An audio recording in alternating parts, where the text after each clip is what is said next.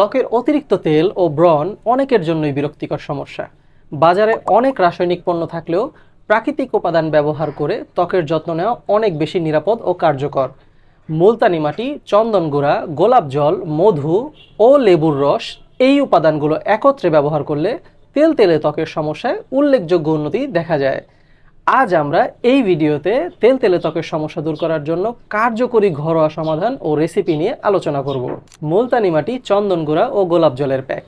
মুলতানি মাটি ত্বকের অতিরিক্ত তেল শুষে নিয়ে পোর্স পরিষ্কার করে, অন্যদিকে চন্দন গুঁড়া ত্বককে ঠান্ডা রাখে ও প্রদাহ কমায়, আর গোলাপ জল ত্বককে সতেজ করে এবং প্রাকৃতিক ময়শ্চারাইজার হিসেবে কাজ করে।